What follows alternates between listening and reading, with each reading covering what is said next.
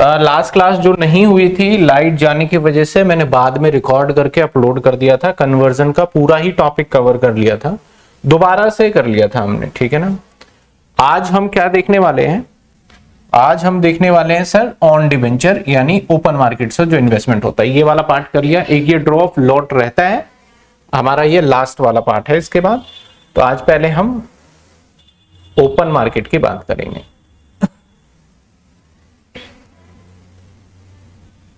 इसमें से 6 मार्क्स का, देखो 18 नंबर का तो क्वेश्चन नहीं, लेकिन 6 मार्क्स का क्वेश्चन जरूर आ जाता है इसमें से, ओपन मार्केट वाले में से।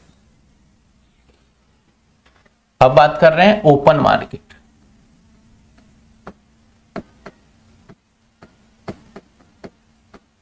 अगर हम ओपन मार्केट की बात करें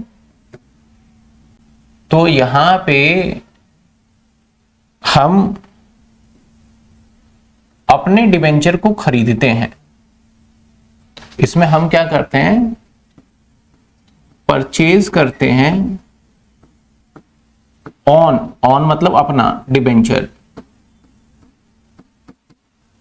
बिफोर ड्यू डेट।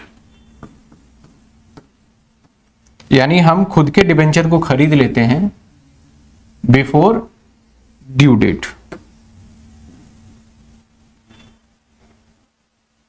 आइए कैसे समझते हैं। देखो, मान लो एक X, Y और Z एक कंपनी है, लिमिटेड कंपनी है, और जब इसने डिबेंचर इशू किया, लेट सपोज इशू किए हमने 10,000 डिबेंचर। तो जब इशू किया तो उस टाइम पे बहुत सारे पब्लिक ने अप्लाई किए और ले भी लिया। अच्छा ये बताओ कि जो ये पब्लिक है ये डिबेंचर कब लेंगे? ये डिबेंचर कब लेंगे? जब इनके पास क्या होगा? पैसा होगा। तो आज आपके पास पैसा है, लेकिन कल हो सकता है कि आपको पैसे की क्या आ जाए? जरूरत आ जाए, क्योंकि कल किसी को नहीं पता। आज आप बोल रहे हो मैं तो ये कर सकता हूं, आपका काम अच्छा चल रहा है, आपकी कंडीशन अच्छी है, तो आप बोल सकते हो मैं ये भी कर सकता हूं, वो भी कर सकता हूं, ये भी कर सकता हूं, लेकिन हालात के कुछ नहीं पता कल क्या आ जाए। मैं सिंपल सा एग्जांपल कोविड में ले लूं। बहुत सारे लोग ऐसे थे बहुत अच्छा कर रहे थे, टीचर्स बहुत अच्छा है। आज की डेट में भी कहूं तो बहुत सारे टीचर्स जो कोविड के टाइम पे बर्बाद हो गए, सारा चीजें खत्म हो गया, अभी तक रिवाइवल की स्थिति में नहीं आए, वो चीजें आ ही नहीं पाई कोविड से पहले वाली चीजें। और मैं 90% टीचर की ये बात बोलूंगा। तो हुआ क्या? उनका बिजनेस पूरी तरीके से एक तरीके से बर्बाद हो गया। उस टाइम पे हम बहुत सारी चीजें सोच लेते हैं और फिर डिफॉल्ट हो जाते हैं। एक सिंपल सा एग्जांपल LIC का टेन्योर लगभग 10 साल, 15 साल, 20 साल होता है। बहुत लोग LIC स्टार्ट तो करते हैं, जब स्टार्ट करते हैं तो पैसा होता है, चल ठीक है भर देंगे, लेकिन जब टाइम बीतता है तो उनको पता चलता है कि वो LIC भर ही नहीं पाए, उनको सरेंडर करना पड़ जाता है। तो ऐसे सिचुएशन में हमने जब इशू किया तो इन सभी के पास पैसा था और इन सभी ने डिसाइड किया कि हम डिबेंचर खरीदेंगे, लेकिन समहाउ अब इनको पैसा भरना तो नहीं है, लेकिन इसमें से कुछ ऐसे हो सकते हैं जिसकी मान लेते हैं कि आफ्टर 5 ईयर इनकी कंडीशन खराब हो गई और ये सोच के चल रहे हैं यार मेरा पैसा मिल जाता तो बढ़िया था। क्योंकि जब हम डिबेंचर इशू करते हैं तो हम आपको ये बोलते हैं कि हम आपके पैसे लौटाएंगे, पहले ही टेन्योर फिक्स हो जाता है, उससे पहले आप जबरदस्ती नहीं कर सकते कि पैसे दो। मैंने कहा कि 10 साल बाद आपके पैसे रिटर्न होंगे और इतने इतने रिटर्न होंगे, और आप 3 साल बाद आ जाओ मेरे पैसे दो, तो मैं नहीं दूंगा फिर उस केस में। तो ऐसे सिचुएशन में मान लेते हैं कि मैंने एक डिबेंचर जो इशू किया था इसका टेन्योर था 10 ईयर। अब 10 ईयर जब टेन्योर था इसका, तो ऐसे सिचुएशन में मान लेते हैं इसमें से 2 ऐसे व्यक्ति ये मिले जिनको की पैसे की जरूरत 5 साल बाद ही पड़ गई, और अचानक से कंपनी ने एक ऑफर लेके आ गई। ऑफर लेके आई कि भैया हम तो आपको पैसे देने वाले थे, क्योंकि कंपनी के जो नीड्स थे पैसे के, वो कंपनी का नीड्स कंप्लीट हो गया। कंपनी का नीड्स था ना पैसे का कि 10,000 डिबेंचर इंटू में 100 रुपए, तो 10 लाख रुपए का कंपनी की जरूरत थी, वो कंपनी की पूरी हो गई और कंपनी के पास पैसा भी आ गया। और कंपनी 5 साल बाद बोला कि भैया जिसको अपने पैसे लेने ले सकता है, तो जिसको जरूरत है वो तो फट से आ जाएगा लेने के लिए। लेकिन इस कंपनी ने कंडीशन लगाया कि मैं जो डिबेंचर दूंगा आपको, पैसे आपके जो लौटाऊंगा, हो सकता है 100 रुपए का था तो ज्यादातर ऐसे सिचुएशन में कंपनी पता है क्या करती है, हम आपको रिटर्न करेंगे क्योंकि समय से पहले दे रहे हैं तो 95 करेंगे, हम आपको 80 करेंगे, यानी जितने रुपए आपसे लिए थे हम उतने रिटर्न नहीं करेंगे, हम उससे कम करेंगे। तो अगर आपको लगता है कि आपको पैसे चाहिए तो आप ले जाइए। हाँ, कंपनी की मर्जी है, वो कह सकती है मैं 110 रिटर्न करूंगा, लेकिन ज्यादातर केसेस क्या होता है, कम करती है वो समय से पहले। तो आपको जरूरत है तो लीजिए। तो अगर इसको लगता है कि यार 100 दिए थे और 95 मैं ले लूं, अभी मेरी जरूरत है, छोड़ 5 रुपए का लॉस हुआ कोई दिक्कत नहीं, अपना काम तो चलाओ, तो ऐसे सिचुएशन में क्या होगा, ऐसे सिचुएशन में ये आके ले लेगी। तो अब ये जो ऑफर करती है वो एक तरीके से पूरे पब्लिक को करती है, ये ओपन रहता है मार्केट के अंदर, इसमें लॉ भी कंपनी को बाउंड नहीं कर सकता तुम क्यों पैसे लौटा रहे हो, और कोई शेयर होल्डर भी क्लेम नहीं कर सकता देखो 100 लिए थे 99 दे रहा है मेरे। क्यों नहीं कर सकता भाई, क्योंकि वो कह रहा है कि मैं 5 साल पहले दे रहा हूं 99, लेना है लो, नहीं लेना नहीं लो, 10 साल बाद मैं दूंगा ही पूरे। तो ऐसे सिचुएशन में जो नीडी होते हैं डिवेंचर होल्डर, उनको पेमेंट कर दिया जाता है before the maturity of date. और कंपनी का क्या पर्पस है कि इनके पैसे लौटा दे। नंबर 1 कंपनी का एक ही पर्पस, एक नंबर 1 पर्पस कंपनी का होता है क्योंकि इस पे हाई रेट ऑफ इंटरेस्ट होता है, मान लेते हैं 12% है, तो कंपनी अगर कहीं इन्वेस्टमेंट करे, एफडी कर दे बैंक में, तब भी 12% ब्याज नहीं मिलेगा। तो कंपनी सोचती है यार मैं इस डिबेंचर को खरीद लेता हूं और मैं इस डिबेंचर को एज ए इन्वेस्टमेंट कर देता हूं, यानी मैं बाहर वालों को जो इंटरेस्ट 12% दूंगा वो अब मैं इंटरेस्ट नहीं दूंगा, तो मेरा इंटरेस्ट बच रहा है, तो एक तरीके से इनकम ही हो गई मेरी। तो वो क्या करती है, इस डिबेंचर को एज ए इन्वेस्टमेंट ट्रीट करती है। यानी अगर मैं आपको बैलेंस शीट बताऊं तो बैलेंस शीट में जब ये डिबेंचर खरीदती है ऐसे सिचुएशन में ऑन डिबेंचर को, तो यहां पे अगर मेरे 12% डिबेंचर पहले से ही 10 लाख है, तो स्टिल जब मैंने मान लो 5 लाख के डिबेंचर खरीद भी लिए तो वो इस डिबेंचर को कम नहीं करेगी, वो करेगी ऑन डिबेंचर, यहां पे लिखती है ऑन डिबेंचर, ऑन डिबेंचर। और यहां पे भी अगर 5 लाख का करा तो 5 लाख, और 5 लाख का जरूरी नहीं है 5 लाख का इसने मान लेते हैं 490 किया और ब्रैकेट में फेस वैल्यू लिख दिया 5 लाख रुपए, तो इसका मतलब 5 लाख का सामान हमने कितने का निपटा लिया, 4 लाख। एक तो ये पर्पस हो सकता है कि मैं इन्वेस्टमेंट करूंगा, और क्योंकि डिबेंचर को कैंसिल करने का टाइम जो है वो कितना टाइम है, 10 साल, तो 10 साल बाद फिर मैं इसको कैंसिल कर दूंगा। दूसरा हो सकता है यार इस डिबेंचर को हटाओ, ये बैलेंस शीट में से लायबिलिटी को स्ट्रक्चर कर रहे हैं, पैसे जो जो ले रहे हैं लेके हटा दो, कैंसिल कर दो। तो दूसरा as a cancel, as a cancel, कि मैं आपके डिबेंचर ले रहा हूं और इंस्टेंट मैं अब इन्वेस्टमेंट में नहीं रखूंगा, मैं उसको क्या कर दूंगा, कैंसिल। तो जब कंपनी कैंसिल करती है 5 लाख की, तो अगर मैं कैंसिल करेगी कंपनी, तो कंपनी का पहले डिबेंचर कितना था भाई, 10 लाख का, और कैंसिल करेगी तो 5 लाख का कैंसिल करेगी, तो अब जो लायबिलिटी में बचेगा सिर्फ कितना बचेगा, 5 लाख। एसेट साइड में उसको नहीं दिखेगा क्योंकि उसने क्या करा, इमीडिएटली कैंसिल कर दिया। तो कंपनी जब भी डिबेंचर खरीदेगी ओपन मार्केट से एज अ ऑन डिबेंचर, तो उसके कितने पर्पस होंगे, 2 पर्पस होंगे, या तो for the purpose of investment या for the purpose of immediate cancellation. तो इन्वेस्टमेंट की क्या एंट्री होती है वो भी सीखेंगे, इमीडिएट कैंसिलेशन की क्या एंट्री होती है वो भी सीखेंगे, एंड ऑल सारी चीजें हम सीखेंगे आज की क्लास के अंदर, ठीक है ना। सर ये इन्वेस्टमेंट एक बार बता दो। देखो इन्वेस्टमेंट क्या है, मैंने डिबेंचर खरीदे और उसे कैंसिल नहीं किया। कैंसिल का मतलब क्या होता है, ये वाला डिबेंचर हटा दो, मैं इसको तो हटा ही नहीं रहा, तो मैं एज अ बैलेंस शीट के एसेट साइड में लेके चलता हूं कि इन फ्यूचर अगर हमें जरूरत पड़ा तो हम इसको कैंसिल कर देंगे। और अगर इसलिए एक सेफ एंड साइड ये भी रखते हैं कि अभी मैंने डिबेंचर तुमसे छीन लिए हैं और मुझे मान लो 1 साल बाद कंपनी को फिर लगे यार पैसे की जरूरत है, तो वही डिबेंचर क्या करती है कंपनी, इशू कर देती है विदाउट एनी लीगल कंप्लायंसेस, क्योंकि मैंने इसको कैंसिल थोड़ी किया है। तो मैं यही वाला क्या करूंगा, बोलूंगा भाई ले जाओ जिसको मैं बेच देता हूं। तो दैट्स वाई कंपनी क्या करती है, एज अ इन्वेस्टमेंट पर्पस के लिए डिबेंचर को रख लेती है। इमीडिएट कैंसिलेशन अगर हम कर देते हैं तो मेरे डिबेंचर 5 लाख हो गए। अब इशू जब मैं करूंगा तो अगेन वो प्रोस्पेक्टस एंड सारे के सारे डिटेल जो मुझे करना है आरओसी से और जो भी अप्रूवल्स लेने हैं वो सारे प्रोसेस को दोबारा करना पड़ेगा उस सिचुएशन में, है ना, यहां पे नहीं करना पड़ेगा। क्लियर। चलिए सर अब हम बात करते हैं सर, एक तो ये कॉन्सेप्ट समझ में आया कि ये ओपन मार्केट से ऑन डिबेंचर का मतलब क्या है, ये समझ में आया ऑन डिबेंचर क्या है। अब आते हैं जो ऑन डिबेंचर है ना, ऑन डिबेंचर में एक बड़ी प्रॉब्लम आ जाती है। प्रॉब्लम क्या आती है इसके अंदर कि मान लो एक XYZ लिमिटेड कंपनी ने मतलब मान लेते हैं कि 10,000 डिबेंचर इशू किए और ये 10% के या 12% के हिसाब से डिबेंचर इशू किए, और हमने पब्लिक से ऑफर किया कि भाई आपको अगर अपने पैसे चाहिए तो रिटर्न कर लीजिए, ले जाइए।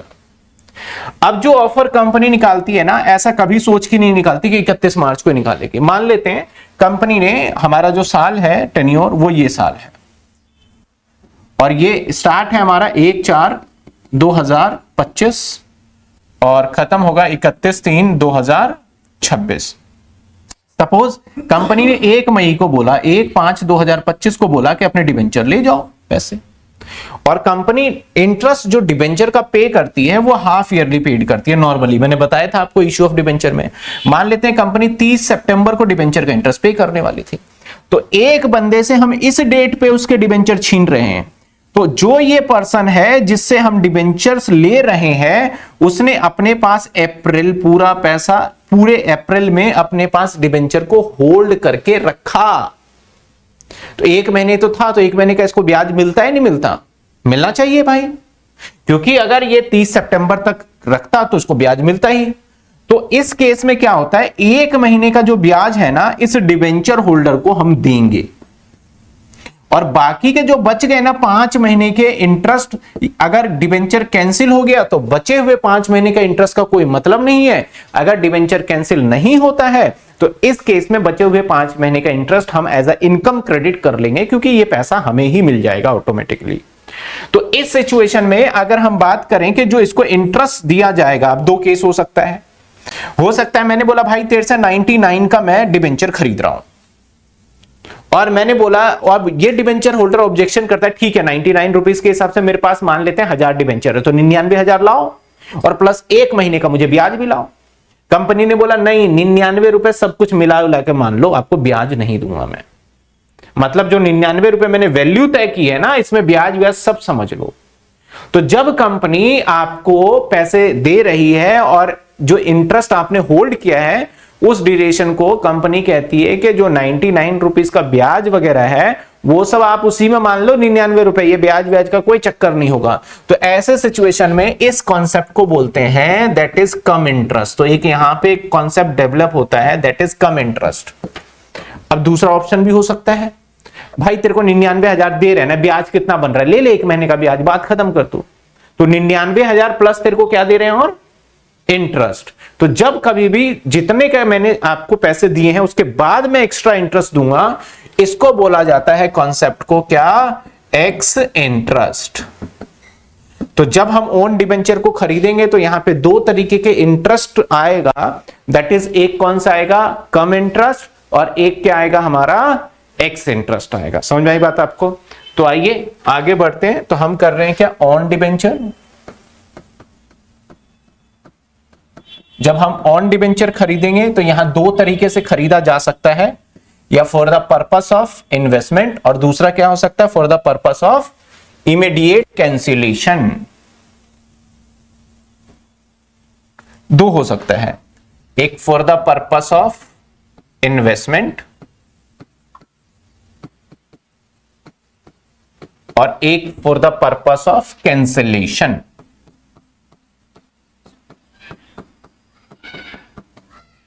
दो सिचुएशन यहां पे हो सकते हैं, समझे? चलिए सर, अगर हम डिबेंचर खरीदेंगे, पहले मैं अपने एग्जांपल ले लेता हूं। अभी इंटरेस्ट को इनकॉर्पोरेट नहीं कर रहा, सिर्फ जनरल एंट्री कर रहा हूं। एग्जांपल देखिए, इंटरेस्ट अगले वाले एग्जांपल में लेंगे। मान लेते हैं कि XYZ लिमिटेड है, इसने परचेज किया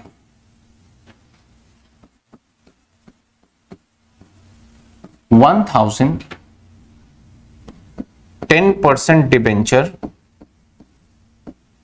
eight ₹98 for the purpose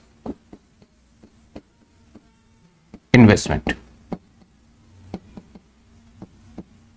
entry क्या होगा? एंट्री क्या होगा, कंपनी एंट्री करेगी ना। तो एंट्री पहले करेंगे हम, पहले बैंक से पैसा देंगे, क्योंकि हमें पैसा किसको देना पड़ेगा, डिबेंचर होल्डर को। तो हम डिबेंचर होल्डर को जो पैसे देंगे तो सबसे पहले हम क्या करेंगे, ऑन डिबेंचर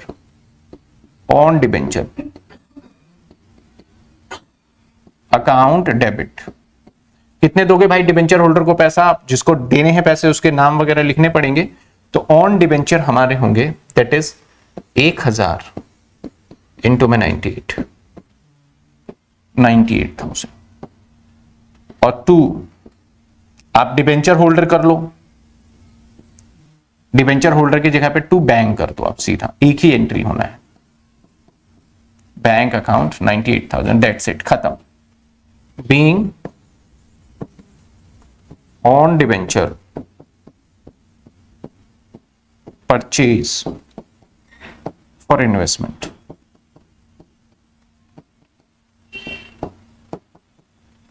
समझे बात? मैंने कैंसिल नहीं किया, सिर्फ इतना ही काम किया ना, आपको पैसे दिए और आपके डिबेंचर खरीद लिए और जितने पैसे गए ये आ गया, ये बैलेंस शीट में आ जाएगा एसेट्स में और ये हमारा बैंक क्या हो जाएगा, माइनस हो जाएगा। लेकिन अगर कैंसिलेशन करोगे, मान लिया जाए सेम एग्जांपल और मैंने कहा इन्वेस्टमेंट नहीं कहा और यहां पे लिख दिया मैंने और कैंसिलेशन,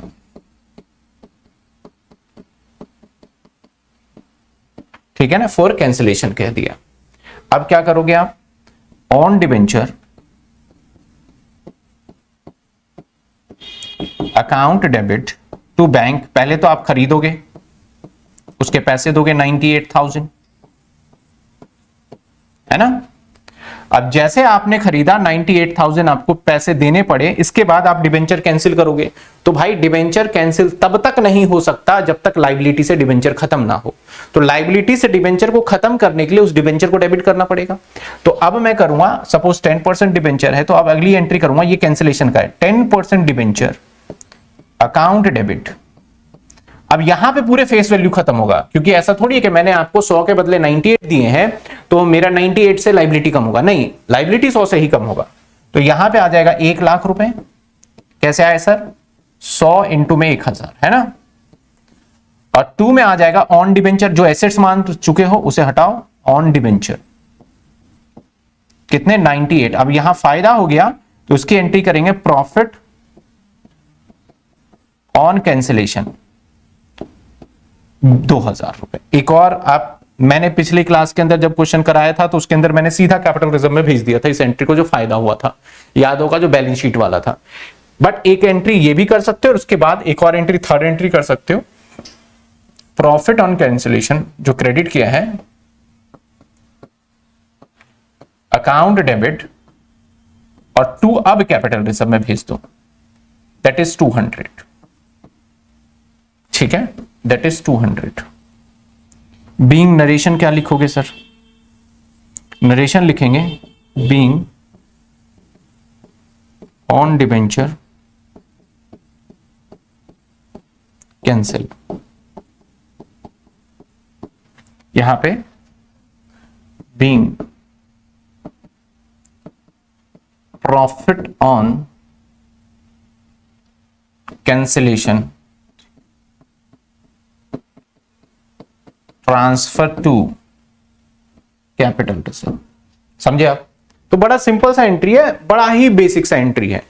तो अब सर कैसे हमें पता चलेगा कि कैंसिलेशन, जाहिर सी बात है क्वेश्चन करेगा, इसी क्वेश्चंस के अंदर इनकॉर्पोरेट क्या हो जाएगा, क्या आप जो उससे डिबेंचर खरीद रहे हो उसमें इंटरेस्ट का भी रोल है। तो अगर हाँ इंटरेस्ट का रोल हुआ तो इंटरेस्ट कितने तरीके से हो सकते हैं, 2 तरीके से, या तो हो सकता है कम इंटरेस्ट या कौन सा हो सकता है, एक्स इंटरेस्ट।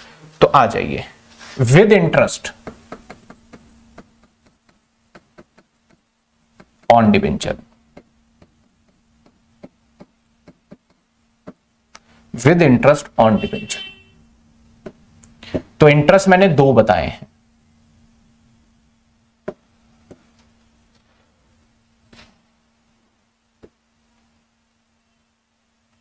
कि जो आप ये वीडियो देख रहे हैं, इस वीडियो को बनाने में हमारी बहुत मेहनत है।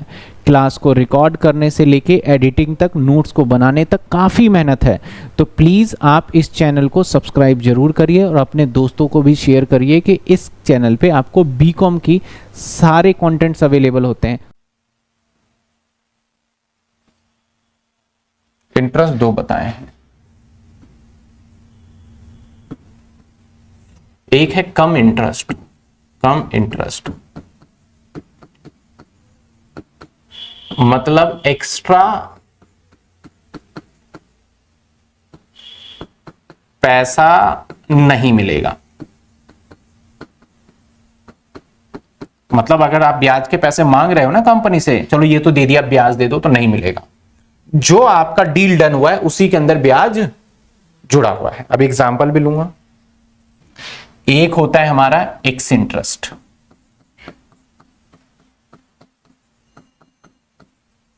इसमें आपको एक्स्ट्रा पैसा मिलेगा। मैं पैसे की बात कर रहा हूं तो इंटरेस्ट की बात कर रहा हूं। आप ऐसे भी याद रख सकते हो, कम मतलब कम इंटरेस्ट देना पड़ता है और एक्स मतलब एक्स्ट्रा पैसे देंगे, बस सिंपल सी बात है। चलिए क्वेश्चन देखेंगे। XYZ limited on 1/5/2025 purchase on debenture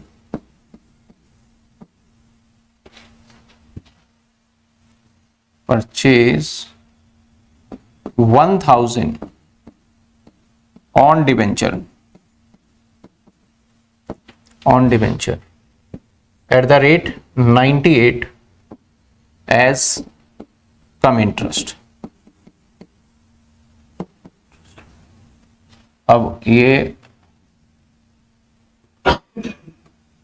on debenture नहीं है, परचेज 12% डिबेंचर कर देता हूं। As 98 cum interest for the purpose investment. Interest is due half yearly। ठीक है, कैलकुलेशन। चलिए साहब, अब ऐसे क्वेश्चंस के अंदर सबसे बड़ा मुद्दा हो जाता है इंटरेस्ट का कैलकुलेट करना। अब यहां पे आप ध्यान से देखो, डेट है हमारा 1/4/2025 और एंड होगा 31/3/2026, है ना। मैंने 1 मई को खरीदा, 1/5 को 2025 को। तो मैं सामने वाले से जब इस डेट पे डिबेंचर खरीद रहा हूं तो 1 मई, तो मई तो स्टार्ट ही था, तो सामने वाले का जब मैंने डिबेंचर खरीदा तो उसे ब्याज नहीं मिला होगा। कितने महीने का? 1 महीने का। कितने महीने का? 1 महीने का। तो 1 महीने का इसका जो इंटरेस्ट होगा वो इंटरेस्ट होगा, या हाफ ईयरली की जगह पे मैं एक काम करता हूं ना, चलो कर देते हैं, एक्स्ट्रा एंट्री होगी, समझ में आ जाएगा आपको। इंटरेस्ट होगा दैट इज 1000 डिबेंचर है, 100 रुपए का है, तो 1 लाख इंटू में 12/100 और इंटू में 1/1 12/100 1/12, तो कितने आ गए भाई? 1000 रुपए। ठीक है, कितने आ गए? तो मैं इस व्यक्ति को पेड करूंगा क्योंकि कम इंटरेस्ट है। तो मैंने बोला भाई तुम्हारे डिबेंचर 98 का खरीद रहा हूं, यानी 98,000 रुपए दूंगा। सामने वाले ने बोला सर 98,000 ठीक है, ब्याज? मैंने बोला भाई ब्याज नहीं होगा क्योंकि मैं कम इंटरेस्ट कर रहा हूं, तो जो 98,000 दे रहा हूं इसी में ब्याज जुड़ा हुआ है। इसका मतलब जो मैं आपको 1000 इंटू में 98 पेड कर रहा हूं, इस पेमेंट के अंदर 98,000 में 97,000 तो मैं डिबेंचर का दे रहा हूं आपको, और 1,000 रुपए आपको इंटरेस्ट का दे रहा हूं। यही होगा इसका मतलब, अगर हम कैलकुलेशन को डिटेल में जाए, क्योंकि मैंने 98,000 विद इंटरेस्ट दिया है आपको, तो 1,000 रुपए इंटरेस्ट बन रहा है, तो 1,000 इंटरेस्ट का होगा और आपको डिबेंचर का कितना दिया मैंने? 97,000। अब देखो एंट्री क्या होगी। ऑन डिबेंचर तो भाई ऑन डिबेंचर अकाउंट डेबिट, जो ऑन डिबेंचर में सिर्फ आएगा 97, इंटरेस्ट ऑन डिबेंचर, ये ऑन है, ये वो ऑन था, डिबेंचर 1000 और टू बैंक, और मैं बैंक से पूरे पेमेंट कर दूंगा कितने, 98,000। बात आई समझ में? समझ में आई बात आपको? ठीक है ना? अब क्योंकि मेरे पास जगह कम पड़ जाएगा, कोई नहीं, दूसरे पेज पे चले जाएंगे। अब मुद्दे की बात है कि बाकी के जो 5 महीने हैं वो तो कंपनी खुद ही लेगी ब्याज, और अपकमिंग अगर मैंने कैंसिल ही नहीं किया for the purpose of investment है, तो बाकी के जो 6 महीने हैं वो भी कंपनी खुद ही लेगी। तो बाकी के 5 महीने यहां से यहां तक अगर इंटरेस्ट निकाले, उसकी एंट्री कर रहा हूं कि अब डिबेंचर कैंसिल तो हुआ नहीं, कंपनी के पास है, और मुझे 31 मार्च तक जर्नल एंट्री बोला गया करने को। तो जब मुझे 31 मार्च तक बोला गया करने को, तो ऐसे सिचुएशन में ये एंट्री तो जो मैंने किया वो तो 1/5 को किया मैंने, ठीक है। उसके बाद ब्याज का नंबर आएगा जो कि आएगा 30 सितंबर को।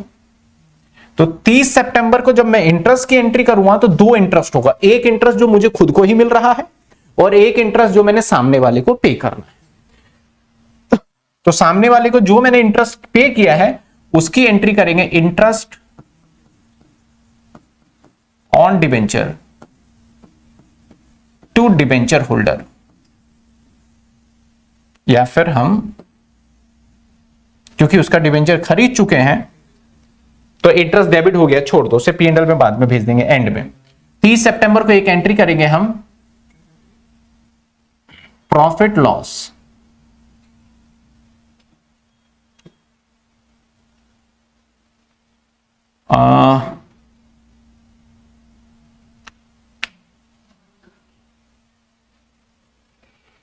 Profit and loss to interest, profit and loss to interest करेंगे, इंटरेस्ट OWN ऑन डिबेंचर, या इंटरेस्ट ऑन डिबेंचर ही लिख देते हैं, interest on debenture to statement profit and loss. ये मेरे लिए इनकम है, इसलिए प्रॉफिट एंड लॉस हमारा क्या हो गया, क्रेडिट हो गया। सीधा मैं स्टेटमेंट प्रॉफिट एंड लॉस में भेज रहा हूं अपने आप को, तभी तो इनकम मान रहा हूं मैं। तो 5 महीने का आएगा, तो 5 महीने का जानते हो कितना आएगा, 5,000।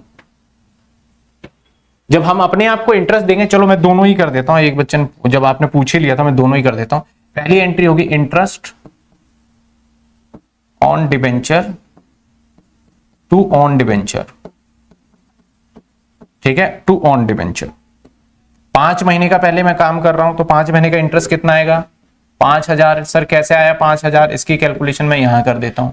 5 महीने का होगा जैसे 1 लाख इंटू में 12/100 इंटू में 5 महीने का 5/12, तो ये 5,000 ही बनेगा। उसके बाद हम अगली एंट्री करेंगे, क्या करेंगे हम, अगली एंट्री अगर देखी जाए तो हम करेंगे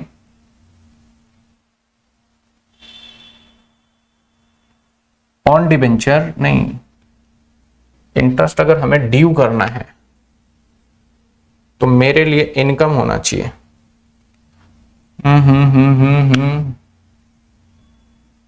ये एंट्री अगर मैं ऑन डिबेंचर डेबिट कर दूं, ये रिवर्स होगी एंट्री, या रिवर्स करें या डायरेक्ट कर दें, डायरेक्ट कर दें, डायरेक्ट कर दें।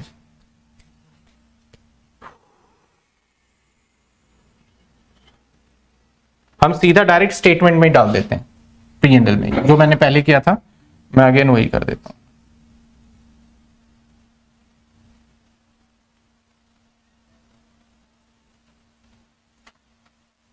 मैं डायरेक्ट वही कर रहा हूं, इंटरेस्ट ऑन डिबेंचर, क्योंकि पेमेंट किसी को करना ही नहीं है ना इसका, to statement profit and loss. Unnecessary का फिर एक और सवाल आ जाएगा कॉम्प्लिकेशन में, ये एंट्री। अब जो ये वाला डिबेंचर पेड किया है, एक होगा स्टेटमेंट प्रॉफिट एंड लॉस, नहीं ये तो लास्ट में जाएगा,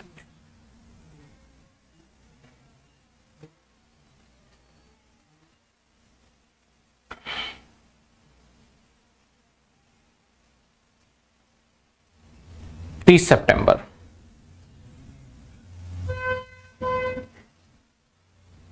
हमारा P&L बनता है 31 मार्च को, ये तो 31 मार्च को जाएगा।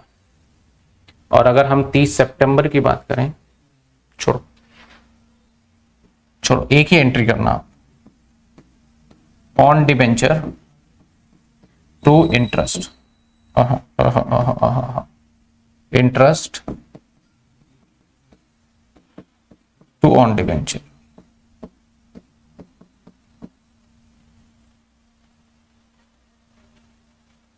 या ये एंट्री बन नहीं पा रही यहां पे ना, सिचुएशन के अकॉर्डिंग। कंपनी को इंटरेस्ट मिलेगा, मैं 3 एंट्री करूं, पहले मिलेगा, फिर ड्यू करूं, फिर कैसे करूं? इंटरेस्ट क्रेडिट ही कर लेते हैं, ठीक है। चलो, ऑन डिबेंचर हमारा बढ़ जाएगा टू इंटरेस्ट ऑन डिबेंचर, ये कर देना, ये एंट्री फाइनल है। चलो ये कर देना, ठीक है। अब हम 31 मार्च को, क्योंकि मैं स्टेटमेंट प्रॉफिट एंड लॉस इसलिए लिख रहा था क्योंकि P&L में भेजना ही है, लेकिन मुझे फिर बाद में ध्यान आया यार P&L तो हमारा कब बनता है? 31 मार्च को, उससे पहले तो हम P&L में एंट्री को क्रेडिट ही नहीं कर सकते। तो अब वो मैं सारी एंट्री जो कर रहा था ना 31 मार्च को कर दूंगा। एक एंट्री और करना पड़ेगा, कौन से वाला? हमने जो इसको दिया था वो भी 31 मार्च को ही होगा। 31/3 को अब देखो क्या करूंगा मैं। अब मैं एक तो करूंगा on debenture account debit to interest on debenture, that is हमारा अब 6000 हो जाएगा। समझे 6000 कैसे? मतलब उसको हटा दिया और आगे तक का 6 महीने का, यहां से यहां तक का इंटरेस्ट ले लिया, यहां से यहां तक, ठीक है ना। अब 31 मार्च को अब स्टेटमेंट प्रॉफिट एंड लॉस भी भेजना पड़ेगा, तो अब मैं एंट्री करूंगा statement profit and loss to interest on debenture. ये वाला तो है P&L डेबिट हो रहा है, तो खर्चा हमारा 1 ही महीने का था, यहां जाएगा 1000। और जो अब एंट्री आएगी हमारी, वो एंट्री आ जाएगी interest on debenture to statement P&L। अब यहां पे P&L में जो पैसा हमारे आएंगे, एक बार 5000 आया, एक बार 6000 आया, तो टोटल क्या आ जाएगा? तो ये एंट्री आपको करनी होगी। अगर आपने कैंसिल कर दिया तो ये एंट्री करने की जरूरत नहीं। समझे बात? इसी तरीके से हमारा क्या होगा? X interest. हमने थोड़ा सा इसके अंदर टाइम ले लिया, कोई बात नहीं, यहां तक देख लो, समझ में आ गया कैसे करना है, ठीक है। इसी तरीके से हमारा होगा कौन सा? एक्स इंटरेस्ट का। एक्स इंटरेस्ट में बस फर्क ये रहेगा, जैसे मैं इसी एग्जांपल को अगर लूं, जैसे मैंने कहा कि मैं 12% debenture ₹1000 at the rate 98 x interest लिख रहा हूं ऑन सपोज 1/5/2025 को। मैं सिंपल से बस पूरा क्वेश्चन नहीं लिख रहा, इतना लिखा कि हम एक डिबेंचर खरीद रहे हैं और 1/5 को ही खरीद रहे हैं और एक्स इंटरेस्ट के साथ खरीद रहे हैं। तो सबसे पहला काम ना इसमें इंटरेस्ट निकालना होता है हमारा, तो यहां पे भी इंटरेस्ट निकालें तो इंटरेस्ट कितना होगा हमारा? 1000 इंटू में, क्योंकि interest always calculate on face value, तो ये हमारा फेस वैल्यू कितना होगा? 1 लाख हो जाएगा। तो 1 लाख के ऊपर 12% और 1 महीने का 1/12 यानी अगेन 1000 आ गया। तो मैंने आपको जो पेमेंट करने का प्रोसेस किया है 98,000, और इसमें मैं और अलग से आपको 1000 दूंगा, दैट इज इंटरेस्ट का। ये फर्क है एक्स इंटरेस्ट में, और ये सारा आपका ऑन डिबेंचर ही रहेगा।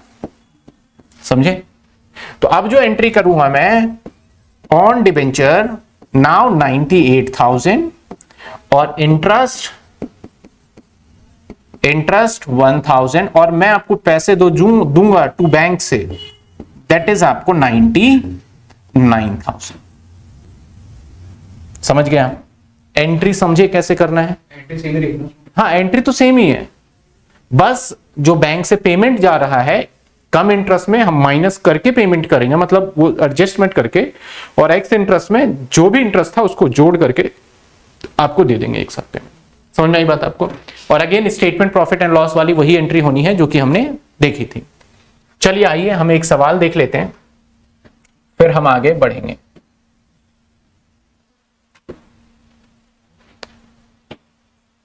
क्वेश्चन में क्या कहता है? By on debenture 6% debenture nominal value जिसकी थी 6 लाख रुपए, 97 कम इंटरेस्ट ऑन 1 मार्च 2012। 1 मार्च, ये हमारा अप्रैल है, 1/4/2011 रहा होगा और एंड कब होगा? 31/3/2012, ऐसे हुआ एंड। अब इसने 1 मार्च को, यानी यहां मान लेते हैं यहां पे खरीद लिया भाई 1 मार्च को, 1 मार्च 1/3/12 में इसने क्या करा, यहां पे 60,000 जो कि वैल्यू था, तो मैं बोल सकता हूं कि 600 डिबेंचर खरीद लिए इसने, क्योंकि 100 रुपए का एक डिबेंचर है। 90, अब 100 रुपए बता नहीं रहा तो समझ जाओ 97 है तो 100 उसके नियर बाई वैल्यू होगा। तो 600 डिबेंचर खरीदे और जिस डिबेंचर की हमने कीमत लगाई कितने रुपए? 97 रुपए। और हमने ये भी कहा कि ये कौन सा है? इंक्लूडिंग इंटरेस्ट, इसमें इंटरेस्ट जुड़ा हुआ है। कैसे पता चला इंटरेस्ट जुड़ा हुआ है? क्योंकि क्वेश्चन में क्या कह रहे हैं? Cum interest. Company cancel these debenture, company ने इमीडिएट कैंसिल भी कर दिया 31 मार्च को, मतलब 1 महीने रखा और कैंसिल कर दिया। Pass journal entry in the books of जो हमारा कंपनी है A limited, interest on debenture half yearly 30 June और 31 दिसंबर को हम इंटरेस्ट पेमेंट का काम करते थे। तो एक तो इंटरेस्ट हमारा पेमेंट कब हुआ होगा? 30 तारीख को, 30 जून 2011। तो मुझे ये बताओ 30 जून 2000 किसके पास था डिबेंचर? 6/2011 किसके पास था ये डिबेंचर? 30 जून को, 30 जून को डिबेंचर होल्डर का ब्याज मिल गया, तो ये ब्याज थोड़ी ना तुम मान सकते हो, ये तो मिल ही गया। उसके बाद फिर हमने पेमेंट किया होगा, दैट इज 31 दिसंबर को, ये भी मिल चुका है। अब 31 दिसंबर के बाद वाला आपको नहीं मिला ना, क्योंकि 31 दिसंबर तक तो आप इंटरेस्ट ले ही चुके हो। तो 31 दिसंबर के बाद जनवरी, फरवरी और मार्च में तो हमने खरीद ही लिया, तो 2 महीने का सिर्फ आपका इंटरेस्ट नहीं मिल पाया है यहां से यहां टेन्योर का। तो सिर्फ और सिर्फ याद रखो कि 2 मंथ का इंटरेस्ट नहीं मिला है। तो अगर मैं इसका इंटरेस्ट कैलकुलेट करूं तो इंटरेस्ट क्या होगा हमारा? 60,000 और 6%, 6/100 और 2/12। तो अगर हम देखें 2 महीने का क्या आ गया भाई? 600 नहीं मिले। समझ में आ गया? अगर 600 नहीं मिले हैं और मैंने आपको प्रॉमिस किया है कि आपको 97 रुपीस में, यानी 600 इंटू में 97 आपको दूंगा, तो इसका मतलब मैं आपको देने के लिए तैयार हूं 600 इंटू 97, दैट इज आपका 58,200। ये सारा पैसा आपका ऑन डिबेंचर का नहीं है, इसमें से 600 रुपए तो भैया इंटरेस्ट के ही हैं, और माइनस कर दें 58,200, तो अरे 58,200 माइनस 600, तो बाकी 57,600 रुपए आपके किस चीज के होंगे? ऑन डिबेंचर के होंगे। यही लॉजिक बनता है। एंट्री देखो, ऑन डिबेंचर अकाउंट डेबिट कितने रुपए भाई? आप करोगे यहां पे 57,600 इंटरेस्ट ऑन डिबेंचर।